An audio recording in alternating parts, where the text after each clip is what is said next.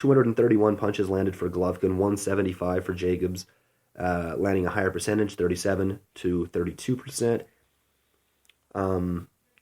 Jacobs was 31 for 170 on jabs, just 18%, 105 for 356 from Golovkin. The power punch is actually in favor, statistically 144 for Jacobs, 126 for Golovkin, almost 50% for Golovkin, though, on the power shots, percentage-wise hit. And I think the Golovkin won the fight, especially if you can look at the statistics.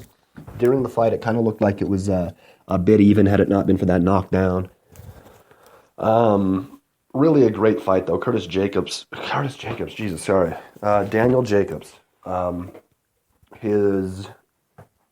He has risen now to somebody that is going to be an interesting fighter to watch, and somebody that can probably get a few more people interested than before. It's kind of thought of, and he's good. He's been like the number one contender or whatever, but or is the number one contender. But people kind of thought that this was a mismatch, and that he was big. He was fucking huge compared to Golovkin. I think he was 2 inches taller. He looked even taller than that. More of a wide reframe build, not as stocky. Obviously, that's where you get the 2 inches in the same weight. But a big son of a bitch he is. And just a good overall fight. He definitely won the first 3 rounds. He really controlled the first 3 rounds. If you even look. Well, maybe not, man. I'm looking at total punches. He only landed 8 punches in the first round. I thought he controlled that round. Golovkin landed 9. Going back on it, and then the second round, he only landed 6, and Golovkin landed 10. Even the people, see, look at that. He got outstruck all first 3 rounds. Percentage-wise, not percentage-wise on the first round, but I don't know. Yeah, this is a weird thing. Once you look at the statistics, watching that fight, I thought that Jacobs had won the first 3 rounds. And that's what was a clear consensus between the commentators as well, is that Jacobs for sure had won those first 3 rounds. So, I don't know. Once you can look at the statistics, it kind of does make sense. You see this unanimous decision victory for Golovkin. Either way, a great fight. I read in some more recent news that his performance or lack thereof, seemingly lack thereof, according to the Canelo camp, in this fight has actually worsened the chances that we'll see a Canelo versus Triple G matchup. I don't necessarily want to see the Daniel Jacobs rematch. That's one thing that a lot of people have been asking for. Seems like it's probably not going to happen. I think if it was a split decision, we might have a little bit more play as far as that's concerned. But with it just being a unanimous decision, and then once you can really look at the statistics, I think it's a pretty clear victory there for Triple G. Definitely the most difficult fight of his career. Almost lost the undefeated mark. Almost lost the belts. I think at this point, what the people want to see is a unification with Canelo, right? I mean, that's what we all want to see. Canelo's only loss, if I'm not mistaken, I don't have his record in front of me. I think his only loss is to fucking Mayweather. Yeah, his only loss is to Mayweather. It's crazy that he's had, 6 fights since that Mayweather fucking bout? Cannot believe it. It doesn't seem like that's the case, but it is. 48, 1-1. Jesus. Let's see, his draw coming back when he was like a baby, his 5th fight overall. Split decision draw. Jorge Juarez. I like Canelo in that fight, man. I want to see it though. I like Canelo in that fight. I think he finds a way to beat Trip G. But either way, we'll be looking forward to it. We got some news here saying that Golovkin might have to just take his offer where I guess he's going to get paid significantly less than Alvarez would because of his lack of pay-per-view sales. Canelo sells the shit out of pay-per-views, so it's kind of like, yeah.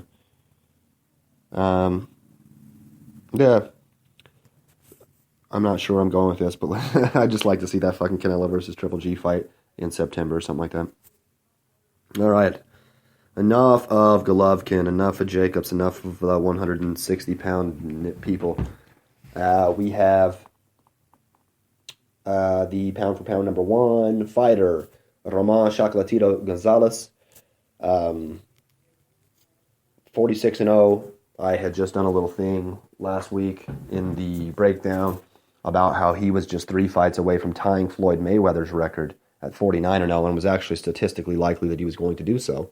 He takes on Thai boxer and overall badass Srisaket Sorungvisai, originally named Wisaksil Wangek. Badass. He is, 42, 4-1. Was 41, 4-1 going into that fight. All of his fights recently have been in Thailand. I think all of his fights actually ever have been in, a couple of them in Japan. But yeah, he's a Thai fighter almost specifically. This is his first American fight. He comes in and wins it a majority decision over Ramon Gonzalez and wins the WBC super flyweight title. Takes away the undefeated record for Ramon Gonzalez. He goes from 46-0 to 46-1. A stunner. A plus 1,000 on the gambling odds. Srisaket was going into the fight. Basically, he used a prodding forward motion to win a majority decision, man. It was a really great performance. Honestly, this was the best fight. They both looked incredible. Before we go any further, I thought Chocolatito won the fight. And there have been some people questioning the decision. He got knocked down in the first with a pretty damn good body shot. Not a killer body shot. Kind of surprising that he hit the floor because of it, but it did happen. Other than that, his power he was smaller, and so he had to put more emphasis behind punches to be able to kind of have that power show, you know what I mean? Compared to Srisaket, how he was just kind of just landing things and they were just popping. He also landed like 5 headbutts, which cut the shit out of Chocolatito's head. He actually got a point taken away from him at one of them. Maybe should have had a couple. He was doing that over and over again, especially in the 12th round, man.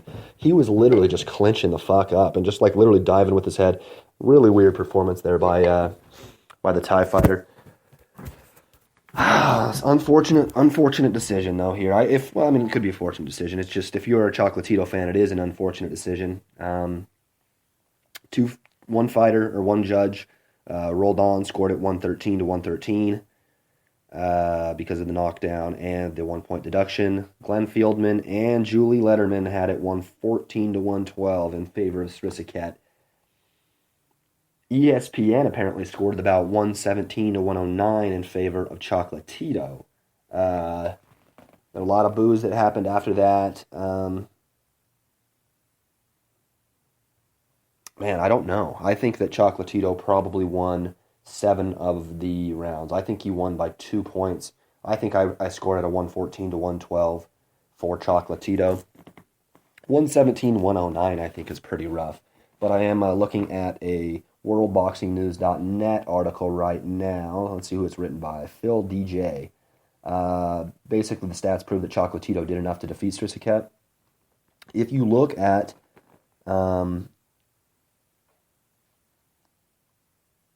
worldboxingnews.net actually scored at 115 to 111 in favor of Roman Gonzalez as well. So they had that. They had him winning 5 straight rounds there and then them splitting the last 5 rounds or 6 rounds. So, it pretty much is what it is. Also, if you look at the total power punches, 441 landed by Gonzalez to 284 landed by Srisaket, 43% by Gonzalez, 30% by Srisaket. Power punches, 372 from Gonzalez, 56% to Srisaket, 277, 36%. Those are some definitely clear numbers. If you thought that the Golovkin numbers had any sort of a telling argument to say about the Golovkin fight, then those numbers to me are overwhelmingly in favor of Roman Gonzalez. And it really sucks because we were that close to seeing another undefeated fighter, man. Somebody that could take Floyd Mayweather's reign without having the Floyd Mayweather ego or persona, or maybe even Rocky Marciano's reign without having the, alleged, somewhat cheating mob ties record, asterisk involved with that. Really unfortunate. I guess it's likely that we're going to see a rematch, though, which I think is probably the move to make.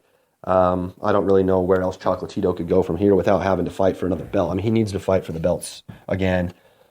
He looked incredible. Fast as fuck. Great. Multiple strikes. He literally looked like he probably is. I still think he's probably the number 1 pound-for-pound boxer in the game. He looked better than Andre Ward did, in my opinion, against Kovalev. I think Kovalev beat Ward 7 rounds to 5. But, just really, really unfortunate there, in my opinion. Not that I don't like Srisaket. I don't really know anything about him, and I'm happy that he got the win. I'm happy that he looked as good as he did. He did look damn good. I just am more interested in seeing the correct decision made. You know, it's tough, especially when there's so much on the line with Roman Gonzalez. He was just going to become a star. If he would have got this win, I think he would have become more of a star. And, yeah, it's just really unfortunate. But congratulations to Srisaket. You're now the world champion. The WBC Super Flyweight division. Hopefully we'll see the rematch. I guess that's really all I can say. He's actually a really good story too, though. He used to be a garbage boy who had to eat garbage, literally, to survive. When he arrived to Bangkok, he had to walk 60 miles just to apply for the job as a trash collector, which he did. And he had to eat the fucking leftovers that he collected from the garbage just to survive in Bangkok. He became a professional boxer in 2010. He had the WBC Asia Super Flyweight Championship title, defended that 5 times. And just a really good story there. And I'm happy for him to take his title back to Thailand, his traditional boxing title back to Thailand. It's a fucking great story for him. I just feel bad that it was... I wouldn't mind if he would have just went out there and beat the brakes off of Chocolatito. But it didn't really look like... And honestly, I don't think that Chocolatito won 5 straight rounds at any point either. That's kind of ridiculous as well. But it is what it is, and I hope that we get to see the rematch in that fight for sure. That's an excellent, excellent match. And so it was an excellent fight. Like I said, that was definitely the fight of the weekend. Anybody who thought that the Keith Thurman, Danny Garcia fight was the fight of the weekend, this was a much better fight in my opinion. It definitely played out to be so. And, yeah, just a congratulations, I guess, to both guys, and condolences to one of them. But that's going to end our boxing talk for right now. It's going to be, I guess, a short breakdown, a 42-minute breakdown here of the UFC, or not even a breakdown, a recap of UFC Fight Night 107. What is this? What is this? What day is it? What is all this shit? Anyway, and by we I mean me, I'm gonna be back here in a minute. Not really in a minute. I'm probably gonna take some time off, go to the park, drink a beer, and write down all the shit for my Glory 39 breakdown, which I'll probably do today because I don't have a lot of shit to do unless I decide to do something else right now. I'll do that, maybe come back and do that. We'll probably talk a little bit of boxing. No spectacular boxing for the night, but nothing like what we had last weekend, but definitely a few good bouts that we could talk about. And then, of course, the kickboxing event from Belgium. Until then, though, that's going to bring us to an end of, what are we looking at here? Episode number 22, UFC Fight Night 107 recap. And until later, I love you.